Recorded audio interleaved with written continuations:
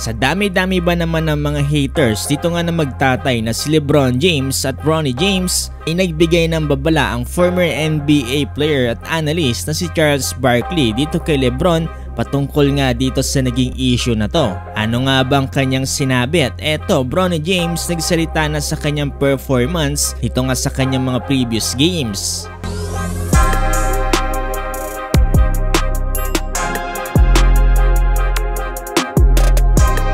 So ngayon, isa pa rin talaga sa pinakamainit na topic ang pagkakadraft nga dito ng anak ni LeBron James na si Bronny dito nga sa NBA. Pero bago yan, baka gusto nyo subukan itong NBA Basketball Size 7 na Molten. Dating 1,888, ngayon ay mabibili mo na lamang ng 257 pesos. 86% off ngayong araw sa Shopee. Click mo lang yung link sa comment section.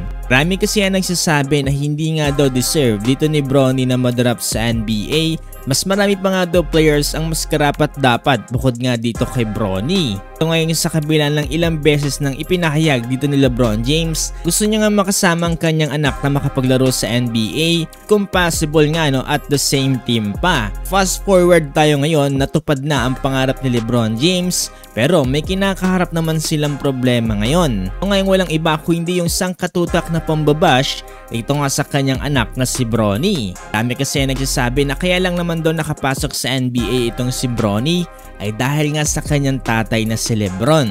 Inalis nga daw yung pangalan sa likod nito ni Bronny, baka hindi nga siya napag-usapan kahit kailan. Pakalakas nga daw kasi talaga ng impluensya ng nepotism. Lalo pa na-trigger ang mga tao matapos nga mag-struggle dito ni Bronny James dito nga sa kanyang first NBA preseason. Kaya naman hindi na naiwas sa magkomento ng former NBA superstar and current Turner Sports personality na si Charles Barkley. Sa lahat sinabi niya nagpapasalamat siya na healthy na itong si Bronny James at we're all rooting for him dahil napakalaki nga daw ng respeto niya para kay LeBron. Pero nagbigay din siya ng babala dito para kay LeBron. Ayon pa nga sa kanya na hindi nga daw talaga magiging madali pagkakapasok ni Bronny James sa NBA dahil magiging target nga ang kanyang anak dahil nga sa kanyang last name. Dahil nga dito napakaraming mga tao daw ang magkakaroon ng inggit kung saan gagawin ng lahat para lang masiraan yung taong kinaiinggitan nila. Naman dapat daw maghanda na sila sa mga salitang gaya ng you don't deserve in the NBA, you're not good as some of these other players, you only got in because of your dad.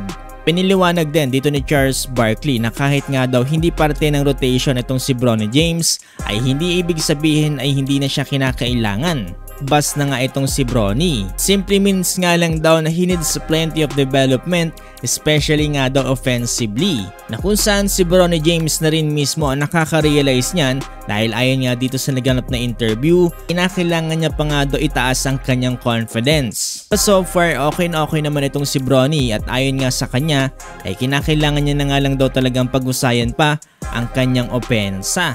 Comfortable. Just going out there and getting reps. I feel like that's the most important thing.